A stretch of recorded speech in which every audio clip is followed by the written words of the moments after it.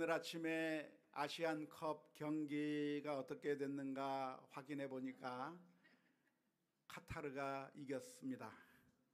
마닝 심판의 아주 우호적인 그 경기 진행 하에서 카타르가 우승했다고 하는 소식을 접하게 됐는데요.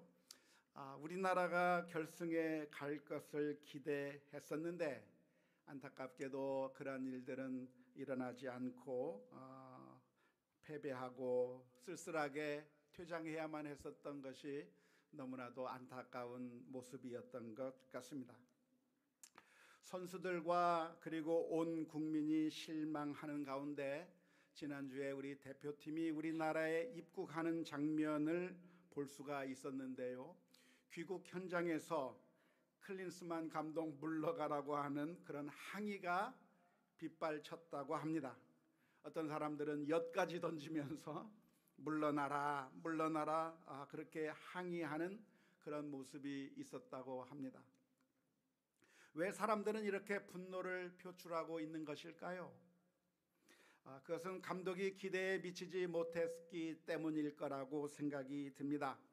수십억 원의 연봉을 받으면서도 별로 기대에 미치지 못했다고 하는, 아무런 기여를 한 게 없다고 하는 것에 대해서 분노하고 화를 내고 있는 게 우리 국민들의 반응이 아닐까 싶습니다. 아무리 그래도 그렇게 분노를 표출하고 막 엿을 던지는 그렇게 하는 것이 당연시되는 문화가 조금 아쉽고 안타깝기는 합니다. 이러한 모습은 우리나라 감독들이 동남아시아에서 아주 인기를 끌고 있는 것과는 상반된 모습이라고 할 수가 있겠는데요. 박항서 감독이 어디서? 베트남에서, 또 신태용 감독이 인도네시아에서, 김판공 감독이 말레이시아에서 축구 경기를 잘 이끌어서 그 나라에서 영웅 대접을 받는 것과는 아주 큰 차이가 있는 것 같습니다. 왜 똑같은 감독인데 어떤 감독은 영웅 대접을 받고 어떤 감독은 물러나라 이렇게 비난을 받게 되는 것일까요? 그것은 사람들이 그 감독이 어떠했는가, 그 감독이 어떠한 역할을 했는가에 대한 감정이 다르기 때문일 것 같아요. 아주 형편없는 실력을 보여준 그런 감독에 대해서는 분노하게 되어 있는 것이고, 그런데 우리나라에 와서 정말 헌신적으로 최선을 다해서 은혜를 베풀었다고 생각되는 그런 감독에 대해서는 사람들이 환호하고 좋아하면서 손이라도 한번 잡아보았으면 좋겠다고 하는 그런 반응이 나오는 것은 어쩌면 우리 사람들의 자연스러운 감정이라고 할 수 있을 겁니다. 우리가 그 사람에게 빚진 게 있는 것 같아, 그 사람에게 많은 도움을 받았고 은혜를 입었다고 생각이 되면, 그러면 너무나도 감사한 마음들이 자연스럽게 표현되는 것이고, 만일 그 어떤 사람에게서 우리가 피해를 입었다고 생각이 되면 적대적인 감정이 나올 수밖에 없는 것이죠. 어쩌면 사람들의 마음이 그럴 것 같습니다. 오늘 우리는 로마서 13장의 말씀을 살펴보게 되었는데요. 로마서를 쭉 진행해 오면서 이제 중반에 들어서고 있습니다.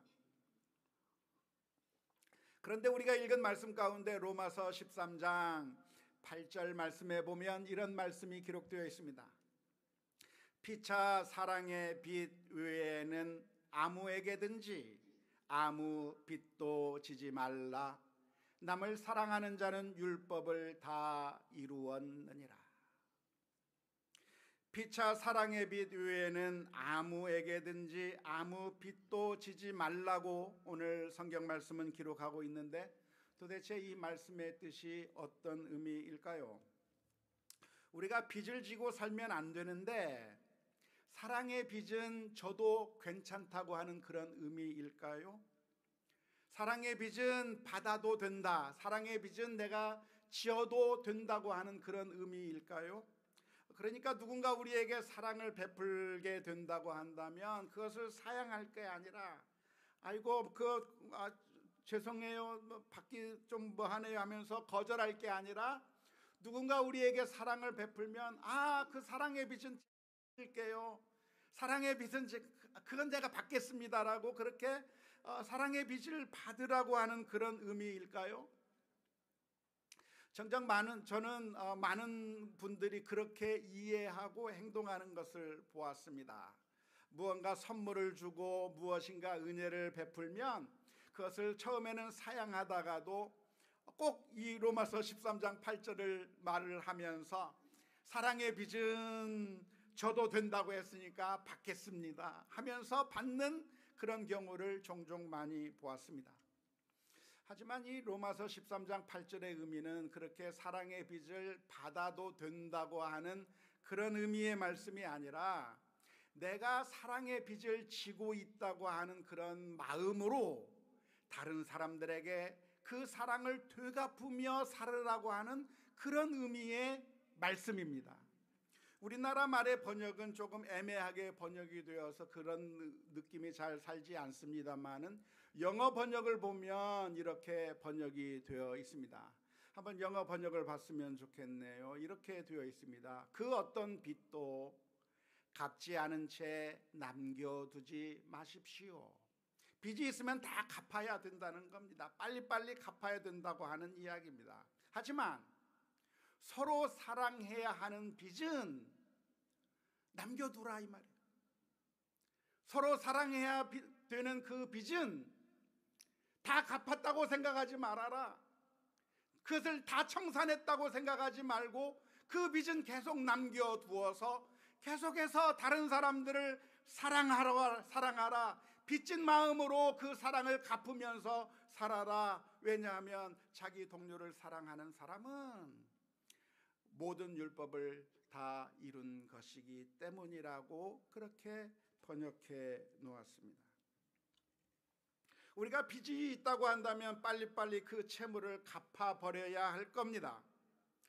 그래서 그 빚을 다 갚아버려야 되지만 그러나 사랑의 빚을 지고 있는 우리가 그 빚을 다 갚을 수 있는가? 다 갚을 수 없다는 거예요. 우리가 진 사랑의 빚이 너무나도 크기 때문에 그 빚은 항상 지고 있다고 생각해서 그 빚을 갚는 삶을 살아야 된다라고 말씀해 주고 있는 것이고요. 두 번째는 그 빚을 갚을 때 우리가 어떤 자세로 빚을 갚아야 되는 것입니까? 우리가 사랑을 베풀 때 그것은 내가 무엇인가 시혜를 베풀고 내가 근사한 사람이기 때문에 내가 무엇인가를 은혜를 베푸는 그런 것이 아니라 제가 빚을 갚은 것뿐이에요. 내가 무슨 도움을 주고 사랑을 베풀었지만 그것은 내가 근사한 사람이기 때문에 나 자신을 드러내고 내가 이렇게 멋진 사람이야, 내가 사랑을 이렇게 많이 베푸는 사람이야 하면서 뻐기면서 그런 일을 하는 것이 아니라 아니에요. 제가 한 것은 제가 받은 사랑에 비하면은 부족한 것밖에 없고 그것을 사랑의 빚을 갚으려고 한 것뿐이니까 빚을 갚는 사람이 큰 소리 칠 수 있나요? 없잖아요. 빚이 없는데 주는 사람은 큰 소리 칠 수 있겠지만 빚이 있는데 그 빚을 갚는 것은 큰 소리 칠 수 없는 것과 마찬가지로 우리가 사랑을 어떻게 베풀어야 되는가? 빚을 지고 있는데 그 빚을 갚는다는 마음으로 그 사랑을 실천하라고 하는 게 바로 로마서 13장 8절의 의미입니다.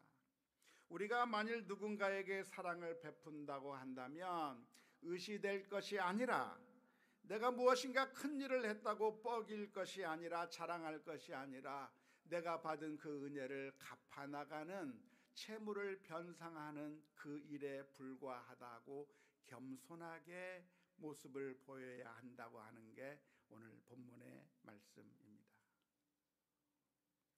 오늘 우리는 어떤 사람들입니까? 우리는 사랑의 빚을 지고 있는 사람들입니다. 한번 옆 사람을 보면서 얘기합시다. 사랑의 빚이 많네요. 맞아요. 우리는 사랑의 빚을 너무나도 많이 지고 사는 사람들입니다.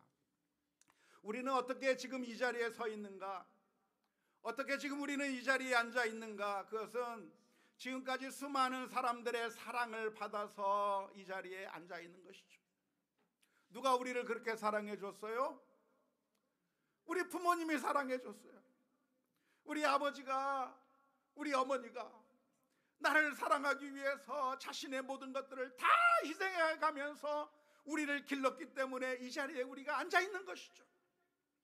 나의 유익을 위해서가 아니라 우리 자식들의 유익을 위해서 모든 것을 다 쏟아내 버린 우리 부모님의 사랑 때문에 우리가 이 자리에 앉아 있는 거 아닙니까? 뿐만 아니라 우리는 이 세상을 살아오면서 수많은 사람들의 도움을 받으면서 삽니다. 수많은 사람들이 우리를 도와주고 우리에게 도움의 손길을 주어서 우리가 살아가고 있는 것이지, 우리가 혼자서 여기까지 온 사람은 이 세상에 단 한 사람도 없습니다. 어떤 도움을 받았을까 하면서 가만히 생각해 보니까요, 정말 많은 사람들이 있어요. 우체국에서 일하고 있는 우체국에 섬기는 사람들, 정말 아침부터 저녁까지 택배를 하면서 물건을 배달해주는 그런 택배 노동자들, 정말 놀라운 것은 이번 연휴 기간에 물건을 주문했는데 세상에 어제 배달이 되더라고요. 설날인데도 배달을 해요. 오늘 또 배달한다고 그래요. 정말 쉬는 날이 없이 아침부터 저녁까지 배달하는 택배 노동자들 때문에 우리들의 삶이 편한 삶을 살게 되는 것이죠.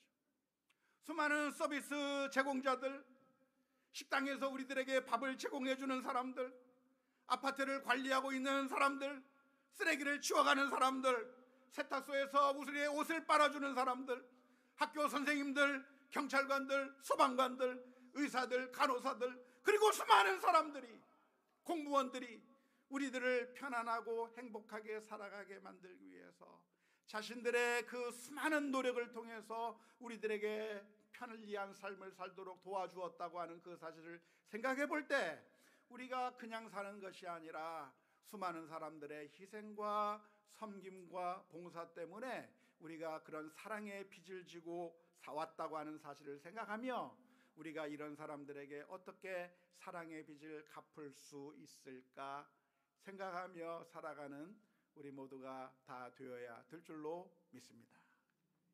지난번에 유튜브 영상을 한번 보았는데요, 어느 날 택배를 하던 그 68세 된 어떤 어르신이 택배를 하다가 심장에 문제가 생겨서 병원에 가게 된 거예요. 그러니까 그분의 와이프가, 부인이 택배를 받을 사람들에게 문자를 다 보냈습니다. 제 남편이 쓰러져서 병원에 입원해서 오늘 물건을 배달하지 못하게 돼서 죄송합니다. 급하신 분들은 본부에 와서 찾아가시고, 아니면 늦게라도 전달해 드리겠다고 하는 그 문자를 받고, 그 아파트에 있는 사람들이 너무나도 안타까운 마음에 우리 돈이라도 좀 걷어서 도와주자, 그래가지고 십시일반 돈을 모금해서 전달해 줬다고 하는 너무 가슴 따뜻한 그런 뉴스를 보게 되면서, 아마 한 6개월 전 뉴스였던 것 같아요. 너무나도 참 마음이 따뜻하고요. 왜냐하면 그 사랑의 빚을 지고 있다고 하는 사실을 생각하고 그 빚을 어떻게 갚을까 노력하는 모습을 보았기 때문입니다. 뿐만 아니라 우리는 이 세상의 수많은 사람들에게 도움을 받을 뿐만 아니라 우리는 하나님에게서 사랑의 빚을 받았습니다. 우리는 어떠한 사람들입니까? 그냥 가만 내버려 두면 영원한 심판을 받을 수밖에 없는 죄인들이죠. 하나님의 말씀대로 살지 못하고 악을 행하며 오히려 배신하며 살았던 우리들을 하나님께서 불쌍히 여기시사 하나밖에 없는 그 아들을 십자가에 내어 주시는 그 놀라운 사랑을 우리가 받아서, 그래서 하나님의 자녀가 되고 구원을 받았던 그 하나님의 사랑의 빚을 진 우리들이기 때문에 우리는 어떤 사람들인가? 하나님의 놀라운 사랑의 빚을 지고 있는 사람이라고 하는 사실을 날마다 기억해야 될 줄로 믿습니다. 우리는 그래서 어떤 사람들인가? 빚진 자다, 채무자다, 우리가 사랑의 빚을 너무나도 많이 지고 있는 사람들이다라고 하는 사실을 기억해야 할 것입니다. 바울 사도는 항상 자기 자신을 표현할 때 빚진 자라고 표현했습니다. 로마서 1장 14절 말씀에 보면 헬라인이나 야만인이나 지혜 있는 자나 어리석은 자에게 다 내가 빚진 자다. 바울 사도가 지금 복음을 전하기 위해서 엄청나게 많은 노력을 했는데요, 복음을 전하는 것이 쉬운 일이 아니었습니다. 그것은 정말 고통스러운 일이었습니다.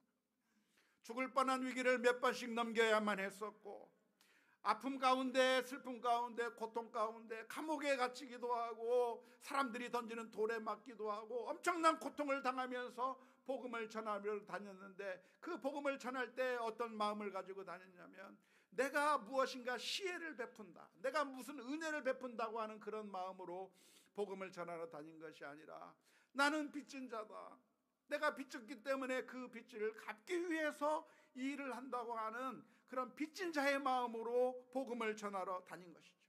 그래서 자랑할 것이 없고 교만할 것이 없고 내가 할 일을 했을 뿐이라고 하는 그런 겸손한 마음으로 복음을 전한 것이죠. 고린도전서 9장 16절의 말씀에도 보면 이런 말씀이 기록되어 있습니다. 내가 복음을 전할지라도 자랑할 것이 없음은 내가 부득불할 일임이라. 만일 복음을 전하지 아니하면 내게 화가 있을 것이로다. 부채를 갚지 아니하면 큰 화가 미치잖아요. 차압을 당하기도 하고 고통을 당하게 될 것인데, 내가 엄청난 은혜를 받았음에도 불구하고 사랑을 받았음에도 불구하고 이 복음을 전하지 않는다고 한다면 그것은 나에게 큰 화가 될 것이라고 고백하고 있는 것이죠.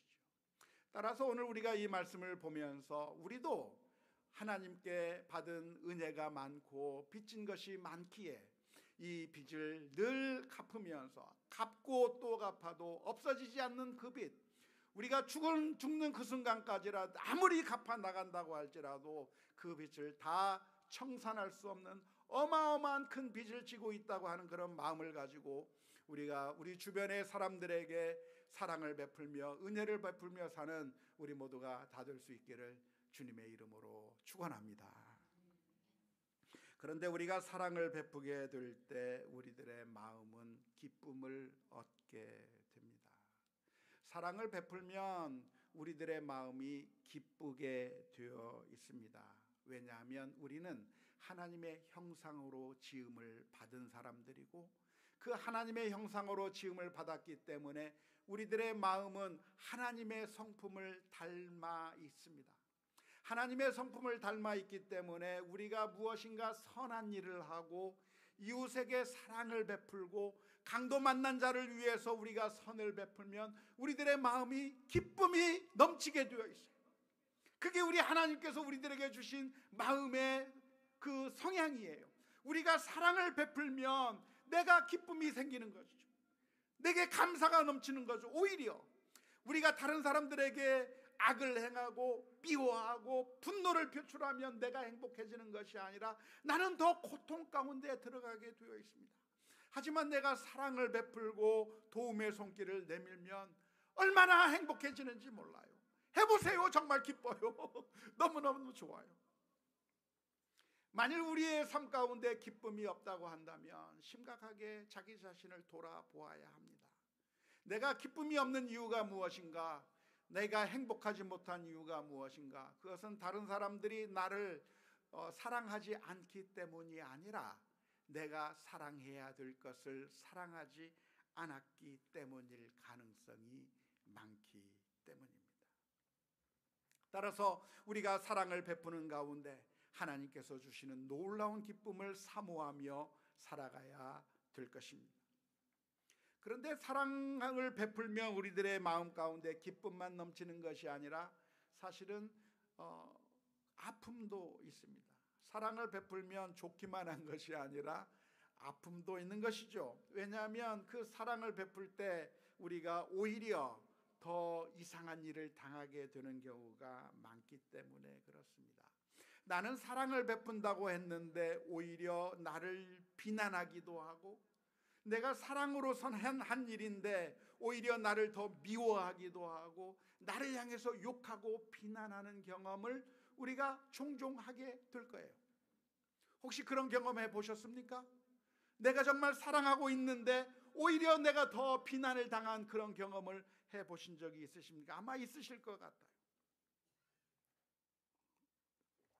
그런 일을 당할 때 우리들의 마음 가운데 어떤 생각이 드냐면, 차라리 아무 짓도 하지 않을 걸, 내가 사랑을 베풀지 않았더라고 한다면 이런 수모를 당하지 않았을 텐데, 내가 괜히 사랑한다고 했다가, 내가 괜히 섬긴다고 했다가 내가 오히려 더 억울한 일을 당하는 모습을 보면서 다시는 사랑하지 않겠다고 그렇게 말하는 경우를 얼마나 자주 보는지 모릅니다. 유행가 가사 가운데 보면요, 이런 가사가 있어요. 아마 다 아실 거라고 생각이 드는데, 정주지 않으리라. 옛날에 많이 들어봤던 노래죠. 장경수 작사, 장욱조 작곡의 정주지 않으리라 라고 하는 가사인데요, 정주지 않으리라, 정주지 않으리라. 사랑보다 깊은 정을 두 번 다시 주지 않으리라.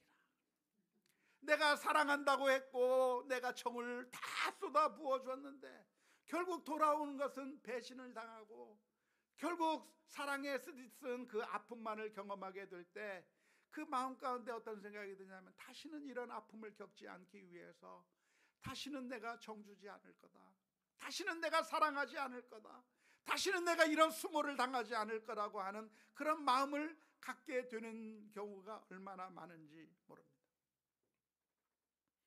우리 성도님들 가운데도 그런 분들이 종종 계셔요. 예전에 주를 위해서 열심히 헌신하고 봉사했던 분이에요. 교회에서 반주하기도 했어요. 봉사하기도 했어요. 교회에서 여러 가지 헌신과 수고를 했어요. 청소도 하고 정말 내 모든 것들을 다 바치면서 열심히 수고하고 했었는데, 그런데 돌아온 것은 사람들의 비아냥을 겪는 경우가 많습니다. 그것밖에 못하냐는 비난을 받게 될 때도 있습니다.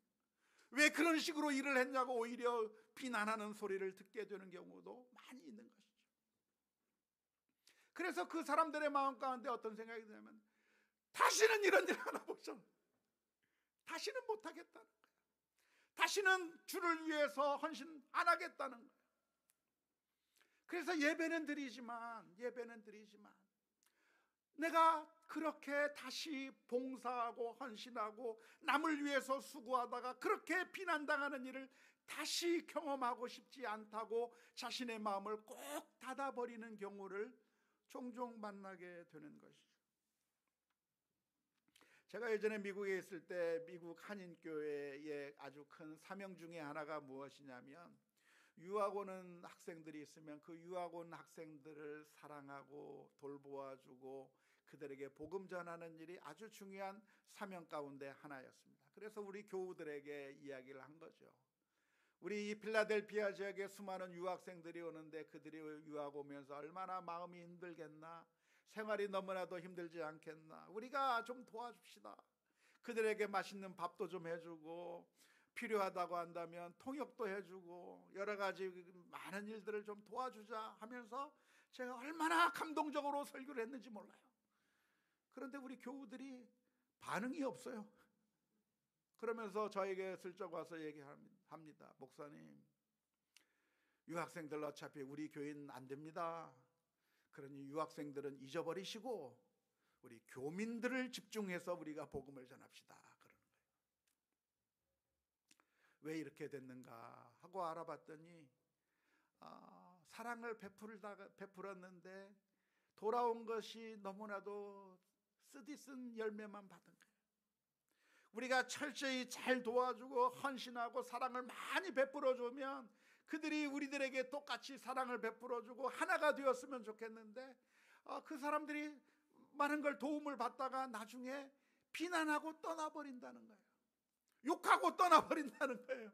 그러면서 그 경험을 너무나도 크게 했기 때문에 그 성도들의 마음 가운데 다시는 우리가 이 일을 하지 않겠다, 다시는 이런 쓸데없는 짓을 하지 않겠다고 마음의 문을 꼭 닫아 놓은 경우가 있어서, 그래서 그 사람들의 마음을 설득시키고 설득하는 게 얼마나 힘들었는지 모릅니다. 어쩌면 그게 자연스러운 우리들의 감정인 것 같아요. 불에 대본 사람은 불 만지는 것을 두려워하는 것은 어쩌면 자연스러운 마음이고, 물에 한번 빠져본 사람은 물을 가까이 하는 것을 두려워하는 것이죠. 그래서 저는 수영을 못해요. 왜냐하면 제가 초등학교 6학년 때 강속에서 놀다가 물에 빠져서 죽을 뻔했어요. 그 경험을 하고 난 다음에 물이 저는 두려운 거예요. 수영하는 게 너무 힘들어요. 물에만 가면 겁이 나서 수영을 못합니다.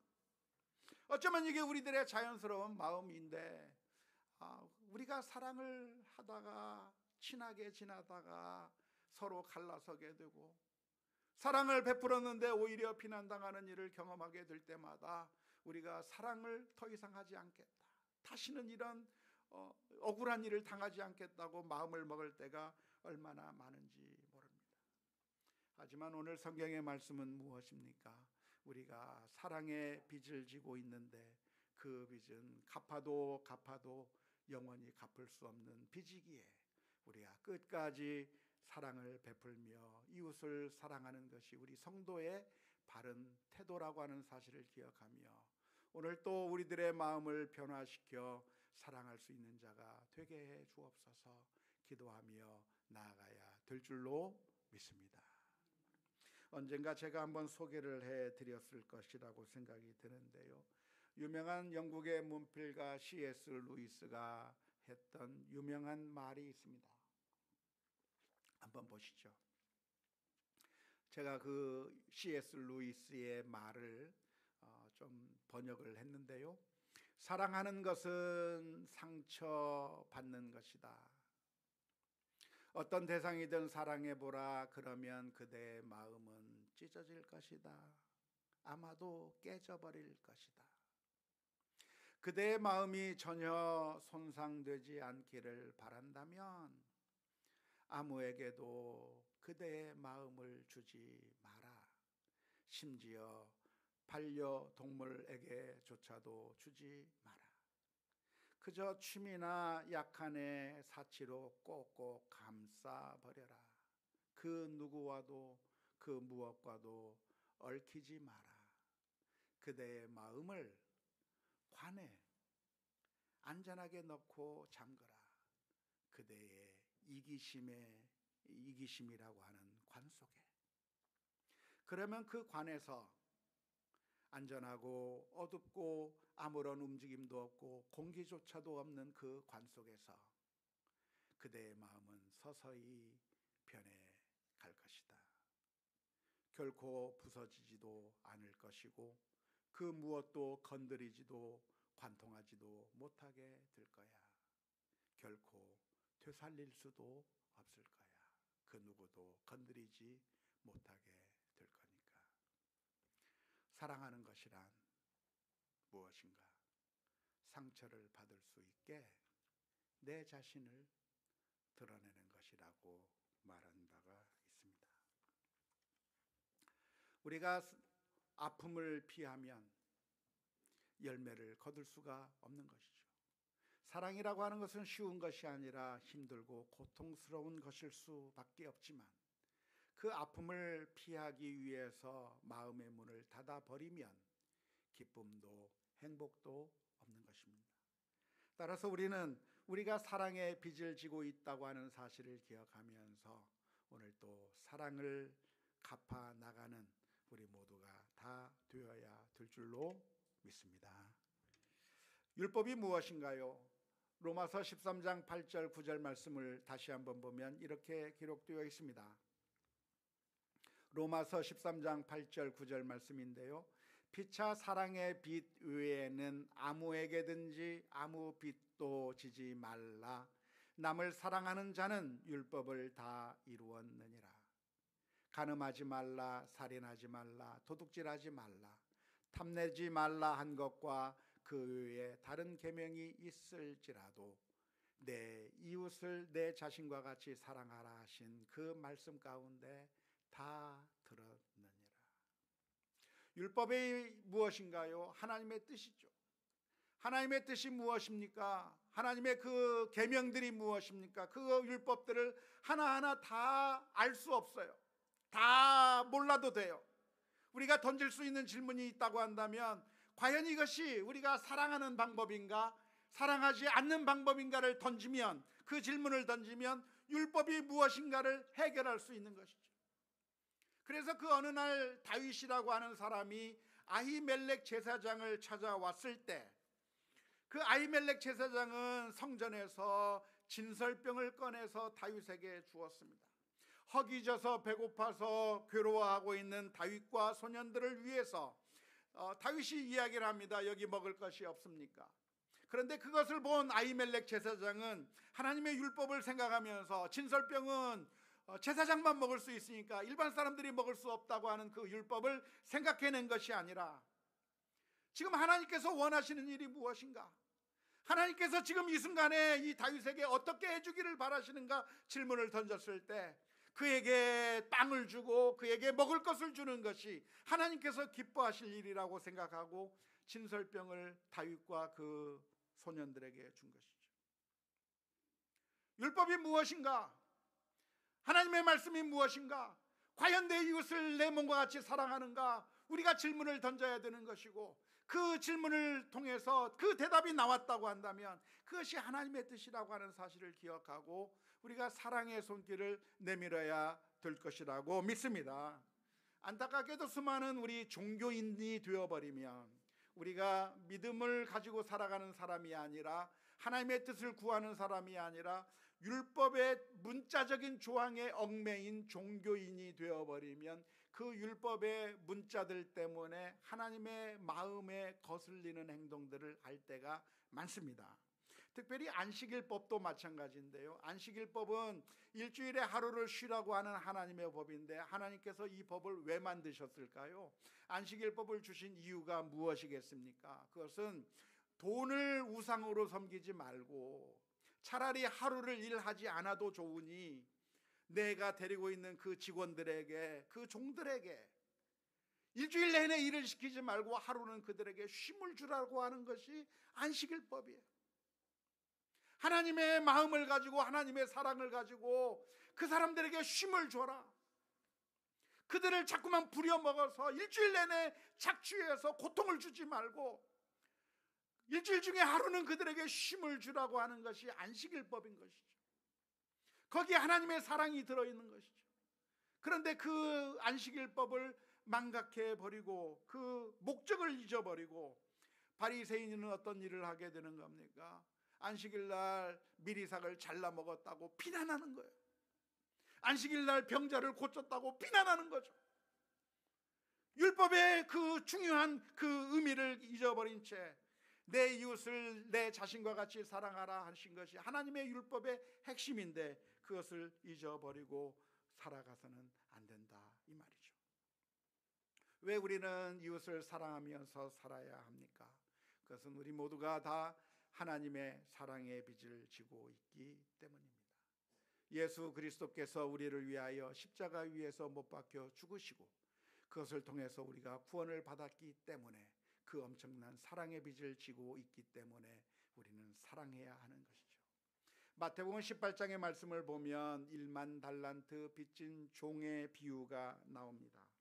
하루는 그 임금님이 그 종에게 1만 달란트라고 하는 어마어마한 돈을 탕감해 주었습니다. 면제해 준 것이죠. 그래서 빚을 탕감받았으니까 이 사람은 더 이상 빚진 자가 아닌 것인가요? 아니에요. 돈은 탕감받았지만 이 사람이 새로운 빚을 얻게 된 거예요. 그 빚이 어떤 빚입니까? 사랑의 빚을 지게 된 거죠. 임금님으로부터 사랑의 빚을 내가 새롭게 지게 되었다고 한다면 이제는 삶을 살아가는 가운데 다른 사람들에게 그 빚을 갚으면서 살아야 돼요. 사랑을 베풀면서 살아야 돼요. 그런데 그 종이 길을 가다가 자신에게 100데나리온 빚진 그 사람을 만나고 그 돈을 내놓으라고 그 사람의 멱살을 붙잡고 그 사람을 감옥에 쳐넣으면서 포악하게 행동하는 그 모습을 보게 될 때 결국 그 사랑의 빚을 갚지 아니하여 한 그 사람을 감옥 속에 다시 집어넣었다고 하는 예수님의 비유가 있습니다. 오늘 저와 여러분들이 이 세상에서 살아가야 될 때 우리가 빚진 자다, 하나님의 사랑의 빚을 진 사람이라고 하는 사실을 기억하면서 믿음으로 순종하며 살아가는 우리 모두가 다 될 수 있기를 주님의 이름으로 축원합니다. 내가 그렇게 살지 못하고 있다고 한다면 오늘 다시 하나님 앞에 엎드리면서 주여 사랑의 빚을 늘 기억하며 겸손하게 그 사랑을 갚으며 살아갈 수 있게 해 주옵소서. 주님의 사랑을 늘 마음속에 품고 살게 해 주옵소서. 기도하며 나아가는 우리 모두가 다 될 수 있기를 주님의 이름으로 축원합니다.